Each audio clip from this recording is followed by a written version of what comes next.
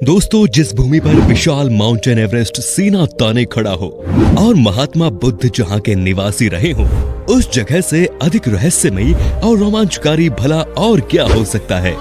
Gas कर पा रहे हो हम कौन से देश की बात करने वाले हैं आज? जी हाँ, आपने बिल्कुल सही सोचा। आज हम बात करेंगे हमारे पड़ोसी देश नेपाल की। दोस्तों, नेपाल जिससे हमारे देश की एक ऐसी हमजोली है कि हम वहां बिना किसी वीजा पासपोर्ट के चक्कर मार सकते हैं। नेपाल जिसकी संस्कृति और आबो हवा ऐसी है कि हम उसे बेटी और रोटी का रिश्ता रखते आए हैं और इसे आगे भी जारी रखना चाहेंगे। नेपाल जिसे हाल तक दुनिया का एकमात्र हिंदू राष्ट्र होने का गौरव प्राप्त है। दोस्तों, नेपाल को पूरे साउथ एशिया का सबसे पुराना देश माना जाता है और उस देश का प्राचीन इतिहास काठमांडू की घाटी से शुरू होता है। नेपाल शब्द को हिंदू संत नेमी के नाम पर से ही लिया गया है, जिन्होंने काठमांडू की घाटी को बसाया था और उसकी रक्षा भी की थी। वैसे तो नेपाल पर कई सारे राजाओं ने बारी बारी शासन किया, लेकिन एक मजे की बात आपको बताता हूँ, वो ये कि ये देश कभी भी किसी दूसरे देश का गुलाम नहीं बना। इसीलिए तो हमारे देश जैसा इस देश का कोई भी स्वतंत्र दिवस नहीं है। भले ही नेपाल एक छोटा सा देश है जहाँ की जनसंख्या है करीब 3 करोड़, पर फिर भी यहाँ पर 123 से भी ज्यादा भाषाएं बोली जाती है। कमाल की बात है ना। दोस्तों, नेपाल की राजधानी शहर है काठमांडू, जो दुनिया के पहले 10 लोकप्रिय शहरों में शुमार है। 2000 साल से भी अधिक ज्यादा पुराना ये शहर कई प्राचीन मंदिरों का घर है, जो अपने समय की कहानी बयां करता है। दोस्तों, हमने पहले ही आपको बताया था कि नेपाल देश की पहचान है माउंट एवरेस्ट से। इसीलिए तो नेपाल का नाम लेते ही हर किसी को माउंट एवरेस्ट की याद आती है। वैसे ही आपको एक और बात बता दूं कि दुनिया के 10 सबसे ऊंची चोटियों में से 8 नेपाल में ही है। अगर आपको ट्रैकिंग का बहुत शौक है और कभी मौका मिले यहाँ जाने का, तो आप इस चोटी के पहले पड़ाव तक जा सकते हैं, लेकिन उसके लिए आपको पहले से तैयारी करनी होगी। वैसे आपको बता दूं कि राफ्टिंग और ट्रैकिंग जैसा एडवेंचर का असली मजा अगर लेना है तो नेपाल से बेहतर जगह कोई नहीं हो सकती। अगर आपका ऐसा कोई शौक है तो कमेंट सेक्शन में हमें बता दीजिए। दोस्तों, पानी को इकट्ठा करने के मामले में नेपाल दुनिया में दूसरे नंबर पर आता है। अगर इसका समुचित उपयोग किया जाए तो ये देश हाइड्रो पावर के क्षेत्र में दुनिया में एक बड़ी ताकत बन सकता है। लेकिन दुख की बात तो ये है कि यहाँ लोगों को रोजाना 9 से 12 घंटे ही बिजली मिलती है और हर सीजन में 3 से 4 बार पावर कट होता है। इसी वजह से ये देश इंडस्ट्री, फैक्ट्री और ऑफिस की मूलभूत सुविधाओं के मामले में अभी भी अन्य देशों की तुलना में काफी पिछड़ा हुआ है। आपको सुनकर बुरा लगेगा कि नेपाल का नाम दुनिया के सबसे गरीब देशों की सूची में आता है, जहां पर आधे से ज्यादा लोग दिन के $1 से भी कम पैसा कमाते हैं। दोस्तों, हिंदू धर्म को मानने वाले लोग हमारे देश में सबसे ज्यादा है ना? लेकिन धर्म निरपेक्ष होने के कारण हमारा देश एक हिंदू राष्ट्र नहीं है। भारत के अलावा भी दुनिया में कई सारे देश हैं जहां बहुत सारे हिंदू धर्म को मानने वाले लोग हैं, लेकिन आपको जानकर हैरानी होगी कि पूरी दुनिया में नेपाल ही इकलौता ऐसा देश है जो एक हिंदू राष्ट्र है। यहाँ का 80% से भी ज्यादा लोग हिंदू धर्म का पालन करते हैं और अनुपात के मामले में यहाँ सबसे ज्यादा हिंदू निवास करते हैं। हिंदू धर्म के अनुसार जैसे हमारे यहाँ गाय को लोग पवित्र मानकर पूजा करते हैं, उसी तरह नेपाल में भी गाय को बहुत ही पवित्र माना जाता है और इसकी हत्या करना गैर कानूनी है। इसीलिए तो गाय इस देश का राष्ट्रीय पशु भी है। दोस्तों, नेपाल की करेंसी नेपाली रुपीस है, जिसका मूल्य हमारे इंडियन रुपीस से भी कम है। मतलब कि 1 भारतीय रुपए करीब 1.69 नेपाली रुपीस के बराबर होता है। क्या सोच रहे हो दोस्तों, है ना मजेदार? कम पैसों में भी अब आप इतनी खूबसूरती देख पाएंगे, साथ ही आपका विदेश घूमने का एक्सपीरियंस भी होगा। सोच लीजिए, अगर आप एक भारतीय हैं तो आपको नेपाल में जाकर ऐसा कतई महसूस नहीं होगा कि आप किसी दूसरे देश में आ गए, क्योंकि यहाँ का माहौल काफी दोस्ताना है। आपको शायद एक और बात पता नहीं होगी, नेपाल और भारत बहुत ही अच्छे मित्र देश भी है। जी हाँ, भारतीय आर्मी नेपाल में भी सेना भर्ती करवाती है और वहां के नौजवानों को अपनी सेना में शामिल होने का मौका देती है। इसीलिए तो नेपाल घूमने के लिए आपको वीजा की जरूरत नहीं पड़ती, बस इसके लिए आपको अपनी कोई आईडी प्रूफ साथ में लेकर जाना होगा। दोस्तों, अगर लोगों की बात करें तो नेपाल के लोग बहुत ही शांत स्वभाव के होते हैं और यहाँ का माहौल काफी दोस्ताना भी है। यहाँ के लोग एक दूसरे से मिलते वक्त हाथ नहीं मिलाते, बल्कि दोनों हाथ जोड़कर भारत की तरह नमस्ते शब्द का प्रयोग करते हैं। याद रखिएगा दोस्तों, अगर आपको नेपाल में किसी नेपाली लोगों से मुलाकात हो गई तो उसे हाथ जोड़कर नमस्ते कीजिएगा। एकता और देशभक्ति की भावना के साथ नेपाल के लोग सर्वश्रेष्ठ शिक्षित है, क्योंकि यहाँ कभी भी धर्म, जाति और मजहब के मामले में दंगे फसाद नहीं हुए और जातीय संघर्ष के नाम पर आज तक एक भी खून बहाया नहीं गया।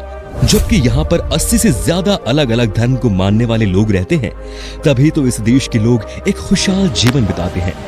दोस्तों, भगवान बुद्ध के प्रति नेपाल के लोगों के मन में असीम श्रद्धा है, लेकिन महाशिवरात्रि इनका सबसे बड़ा त्योहार है। दोस्तों, नेपाल का समय टाइम जोन के आधार पर नहीं बल्कि माउंट एवरेस्ट के आधार पर चलता है, और हो भी क्यों ना, हिमालय की गोद में जो बसा है ये, इसी वजह से नेपाल का समय विश्व मानक समय से करीब 45 मिनट पीछे चलता है। नेपाली पकवान तिब्बत और भारत की पाक कला से मिलते जुलते हैं। यहाँ बड़े पैमाने पर चावल होता है और चावल से अलग अलग चीजें बनाई जाती हैं। नेपाल के खास पारंपरिक व्यंजनों में दाल, भात और तरकारी शामिल है। दाल भात के बाद मोमो यहाँ सबसे ज्यादा खाया जाता है।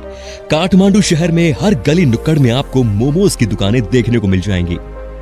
दोस्तों, आखिर ऐसी कौन सी वजह है कि आपको एक बार के लिए भी नेपाल की सैर जरूर करनी चाहिए? चारों ओर से घिरे हुए पहाड़ और इसके अंदर समे हुए झरने और बेहद खूबसूरत प्राकृतिक स्थल है, आपको नेपाल जाने से रोक नहीं पाएंगे। इन सब के अलावा यहाँ कई दुर्लभ जानवर जैसे कि एक सींग वाला गैंडा, बंगाल टाइगर, ऐसे कई पशु का बसेरा भी है। यहाँ की बेहद हसीन और खूबसूरत वादियों को देखने के लिए लोग दूर दूर से यहाँ आते हैं। यही वजह है कि टूरिज्म नेपाल की अर्थव्यवस्था का एक अहम हिस्सा है। इसीलिए यहाँ पर्यटकों की सुरक्षा को गंभीरता से लिया जाता है। मुश्किल रास्तों और दूसरी चुनौतियों के बावजूद भी नेपाल एक अद्भुत देश है। चलिए अब आपको रूबरू करवाते हैं यहाँ की उन सारी जगहों से जिससे आपको नेपाल यात्रा के दौरान शामिल करना चाहिए। काठमांडू। प्राकृतिक खूबसूरती से सजे नेपाल जाने का रास्ता काठमांडू शहर से गुजरता है, जो हिमालय के पहाड़ों से घिरी हुई है। प्राचीन मंदिरों का शहर काठमांडू की कला और संस्कृति के चर्चे 7 समंदर पार होते हैं। बात चाहे बुद्धिस्ट स्तूप की हो या फिर यहाँ के बेहतरीन मंदिरों की, काठमांडू हर तरह से समृद्ध है। यूनेस्को वर्ल्ड हेरिटेज साइट का दर्जा पाने वाला काठमांडू नगर अपनी विशेष विशिष्ट शैली में बने घरों के लिए भी विख्यात है। पोखरा। अगर आपको नेचर से गहरा लगाव है और पसंद है शांत झील के पास बैठना, उसके शांत संगीत को सुनना और समझना, तो फिर पोखरा को अपनी फेवरेट डेस्टिनेशन में जरूर ऐड कर लें। झीलों के किनारे आपको प्रकृति का ऐसा रूप देखने को मिलेगा कि मानो सारी खूबसूरती बस यहीं बसती हो। ये शहर 900 मीटर से भी ज्यादा ऊंचाई पर है, जो पर्यटकों को खूबसूरत नजारों और रोमांचक खेलों से रूबरू कराता है।